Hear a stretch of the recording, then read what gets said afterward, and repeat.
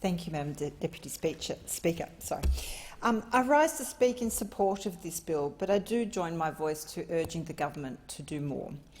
Whilst this bill provides funding to meet Australia's official development assistance obligations to the various multilateral organisations that we are members of, it is also a timely reminder of the importance of Australia's international aid program.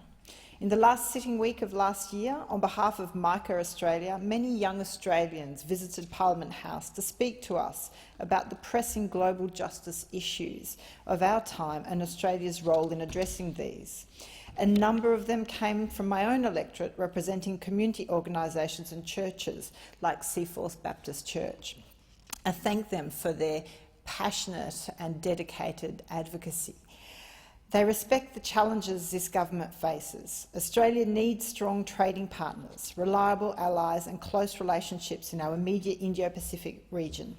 Each of these is key to ensuring Australia's ongoing freedom, security and prosperity, and they do reasonably expect Australia's aid budget to help fulfil such a vision for our nation. However, they also passionately believe, as do I, that as a nation that values fairness, kindness and compassion, Australia has a moral obligation to ensure Australian aid is supporting the world's most poor, vulnerable and oppressed people beyond just their strategic value, acknowledging that every life is of value and worth. The reality is that we can have both, an Australian aid budget that is strategic and moral, through a principled approach to Australian aid that is also in the national interest. The recent announcement by the government of a review into Australia's aid program with the stated goal of developing a new plan in the coming months is welcome. But given the government's strong focus on the Pacific region and the Pacific step-up, the new aid policy that emerges from the review, I certainly hope, will seek to empower local communities in the Pacific to lead their own inclusive and sustainable development, that it will recognise the need of the most vulnerable in the region, particularly women and children, recognise the impact of climate change in the Pacific, including the increasing risks and impact of natural disasters, and ensure the Pacific step-up is not at the cost of stepping down somewhere else in the world. But we also need to look at the amount of funding allocated to our aid budget. This year, we saw the 6th consecutive cut to the aid budget. The aid budget remains frozen at $4 billion per annum over the forward estimates.